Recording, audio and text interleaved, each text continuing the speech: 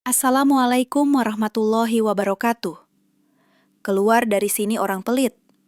Detik selanjutnya ia akan menyesal atas omongannya. Gadis yang dikira lemah justru bikin trauma satu polsek.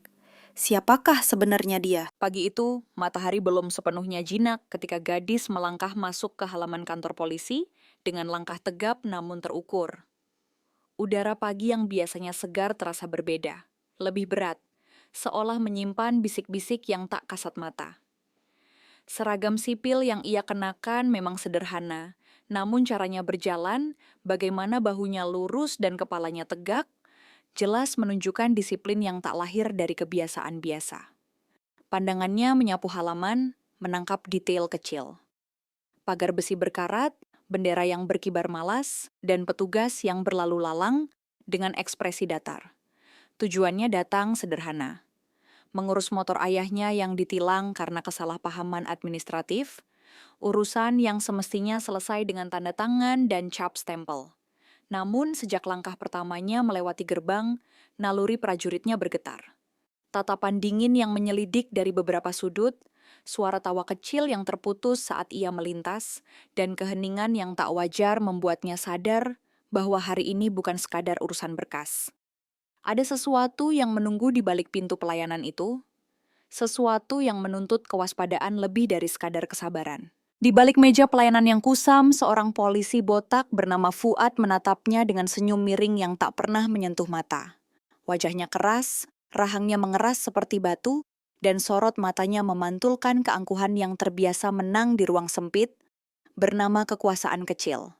Ia menegakkan dagu, mengetukkan pulpen ke meja dengan ritme lambat. Gestur yang jelas dimaksudkan untuk membuat siapapun merasa kecil. Gadis menyampaikan maksud kedatangannya dengan bahasa yang rapi dan sopan. Memilih kata-kata netral, tanpa emosi, sebagaimana ia diajarkan.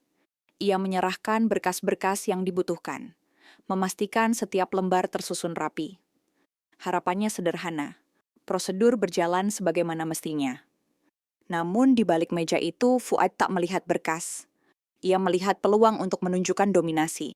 Ruang pelayanan yang sempit terasa menyempit lagi ketika tatapan mereka bertemu, seolah dua dunia yang berbeda sedang diuji batasnya. Fuad menyimak sekilas, lalu melemparkan berkas itu kembali dengan gerakan malas yang disengaja. Kertas-kertas berhamburan sedikit, cukup untuk mempermalukan tanpa terlihat berlebihan.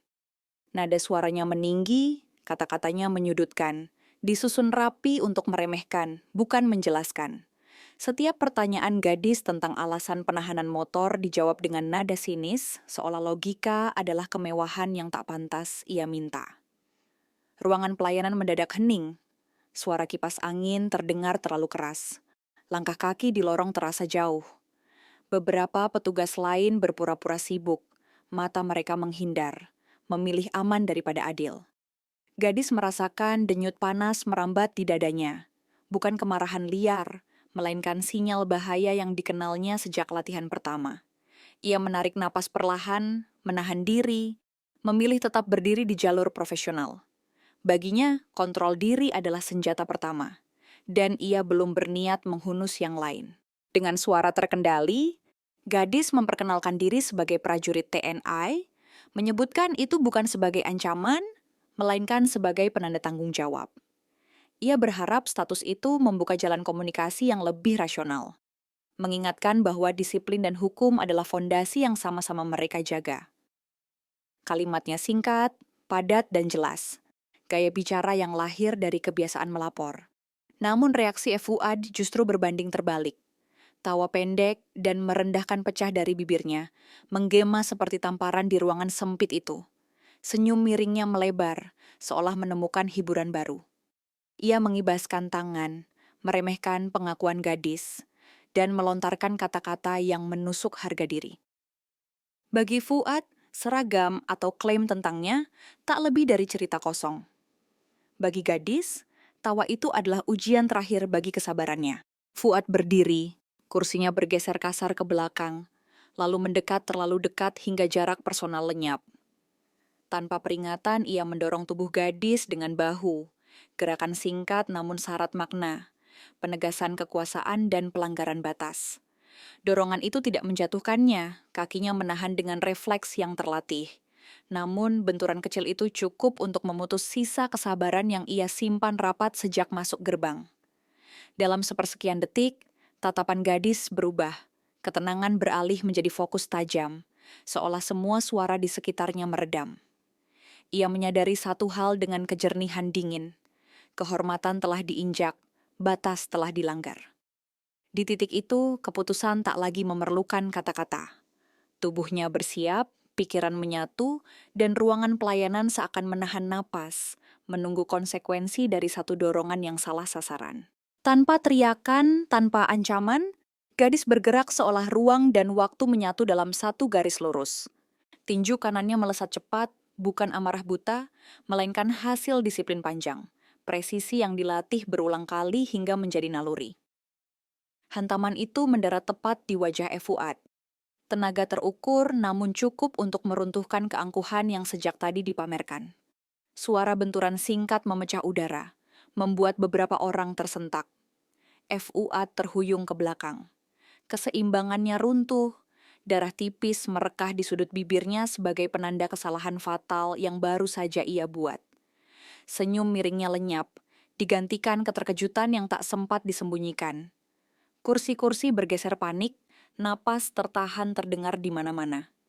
Dan ruangan yang tadi sunyi kini dipenuhi ketegangan yang pekat, seolah semua orang baru menyadari bahwa kekuasaan palsu bisa runtuh dalam satu detik.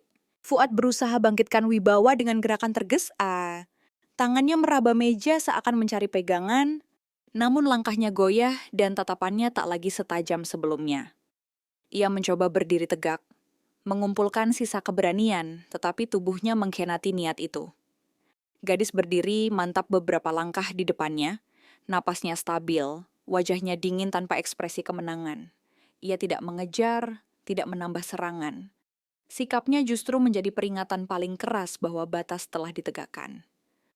Keheningan yang menyusul lebih mencekam daripada teriakan. Tak ada yang berani menyela. Setiap pasang mata di ruangan itu paham bahwa garis telah terlampaui dan konsekuensi kini menunggu. Dalam diam, otoritas Watt terkikis habis, sementara gadis menjadi pusat gravitasi yang tak tergoyahkan. Dengan gerakan tenang, gadis merogoh ponselnya dari saku. Jemarinya bergerak cepat menghubungi nomor yang telah lama tersimpan, kontak yang jarang dipakai, namun selalu siap. Suaranya rendah dan efisien saat menyampaikan kronologi singkat, lokasi kejadian, serta permintaan pengamanan. Ia memilih kata-kata faktual, menyingkirkan emosi, menyusun laporan sebagaimana ia dilatih sejak awal karier. Setiap detik percakapan terasa padat, terukur, dan jelas. Ia mengakhiri panggilan tanpa basa-basi, menyimpan kembali ponselnya, lalu mengangkat pandangan. Di ruangan itu, keputusan telah dibuat. Tak ada ancaman lanjutan, tak ada provokasi, hanya kepastian bahwa mekanisme yang lebih besar kini bergerak menuju tempat ini. Waktu seakan melambat, detik-detik merambat dengan berat yang tak biasa. Fuad duduk terkulai, satu tangan menahan nyeri di wajahnya.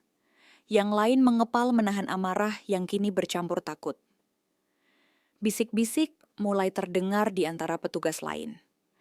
Beberapa melirik pintu, sebagian menunduk, menimbang apakah akan ikut terseret atau menjauh dari pusaran masalah yang membesar. Kipas angin berderit pelan, mempertebal suasana. Gadis tetap berdiri di tengah ruangan, bahunya lurus. Pandangannya menyapu tanpa mencari lawan. Keteguhannya menjadi poros ketenangan yang justru menambah tekanan bagi mereka yang bersalah. Dalam diam itu, kebenaran terasa mendesak, menunggu saatnya muncul ke permukaan. Tak lama kemudian, suara langkah serempak terdengar dari luar, ritmis, tegas, dan tak tergesa. Beberapa rekan TNI memasuki halaman dengan sikap tenang, namun penuh kewaspadaan. Wajah mereka tanpa ekspresi, gerakannya rapi dan sinkron. Aura ruangan berubah seketika. Bisik-bisik terhenti, bahu-bahu menegang. Kehadiran mereka menggeser keseimbangan tanpa perlu satu kata pun diucapkan. Tatapan profesional menyapu situasi, membaca posisi, mengunci potensi eskalasi. Gadis menoleh sekilas, mengangguk kecil sebagai konfirmasi. Dominasi berpindah tangan secara sunyi namun pasti. Sebuah penegasan bahwa disiplin dan hukum memiliki penjaga yang tak mudah dipermainkan. Komandan tim melangkah maju dengan sikap tenang, namun berwibawa, menatap gadis sejenak sebelum menanyakan situasi secara singkat dan lugas. Gadis melaporkan kembali tanpa bertele-tele, menyusun kronologi seperti laporan operasi, waktu, tempat, tindakan, dan saksi. Setiap kalimatnya jatuh tepat sasaran, seperti potongan bukti yang dirangkai rapi menjadi satu kesimpulan yang tak terbantahkan. Ia tidak melebihkan apapun, tidak mengurangi apapun, hanya fakta yang berdiri di atas logika. Fuad mencoba menyela, suaranya terdengar serak dan terbata, seolah kata-kata kehilangan pijakan. Upayanya membangun pembelaan runtuh sebelum selesai. Otoritas yang tadi ia pamerkan terkikis oleh kebenaran yang kini memiliki saksi nyata. Tatapan petugas lain yang mengelilingi mereka mempertegas situasi. Ruang itu bukan lagi panggung arogansi, melainkan ruang pertanggungjawaban. Pengamanan dilakukan sesuai prosedur, cepat dan tanpa drama. Fuad dipisahkan dari meja pelayanan yang selama ini menjadi simbol kekuasaannya. Lalu kondisinya diperiksa secara profesional. Pengawalan ketat menyertainya saat ia diarahkan menjauh, langkahnya tertahan oleh kesadaran bahwa kendali telah lepas dari tangannya. Tidak ada kekerasan lanjutan, tak ada teriakan. Hanya rangkaian tindakan pasti yang menegaskan bahwa perilaku arogan memiliki konsekuensi nyata. Beberapa petugas polisi lain menunduk, bukan karena perintah, melainkan karena rasa malu yang menyelinap pelan. Mereka menyadari bahwa mata hukum kini mengarah ke dalam, menuntut integritas yang selama ini mungkin diabaikan. Ruangan terasa lebih dingin, namun lebih jujur. Berkas motor ayah gadis ditinjau ulang di hadapan saksi. Lembar demi lembar diperiksa dengan ketelitian yang sebelumnya tak pernah diberikan.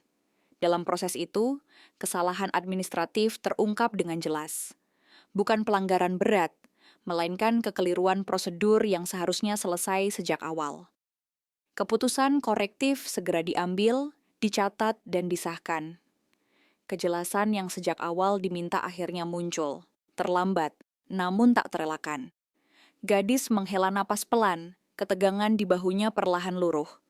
Baginya, ini bukan sekadar soal motor, melainkan tentang memastikan urusan keluarga tak lagi diseret dalam pusaran penyalahgunaan wewenang.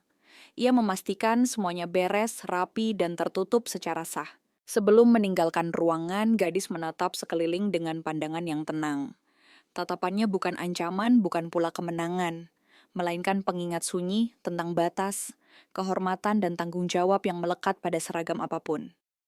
Ia memahami betul bahwa kekuasaan tanpa etika hanya akan melahirkan ketakutan, sementara disiplin tanpa keadilan hanyalah formalitas kosong. Beberapa pasang mata menghindar, sebagian lain menatap balik dengan kesadaran baru. Gadis tahu, kejadian hari ini akan menjadi gema yang lama teringat di kantor itu. Diceritakan dengan nada berbeda, menjadi pelajaran yang tak tertulis namun membekas. Di luar, cahaya siang terasa lebih terang, seolah langit ikut bernapas lega. Gadis melangkah pergi bersama rekan-rekannya, langkahnya mantap namun ringan, meninggalkan bangunan yang kini sunyi oleh kesadaran baru.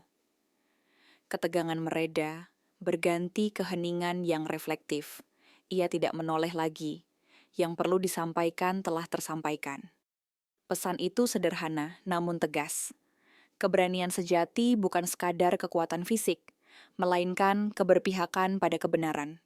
Bahkan ketika itu harus ditegakkan dengan tindakan yang terukur dan langkah yang tak tergoyahkan. Hari itu berakhir, namun dampaknya baru saja dimulai.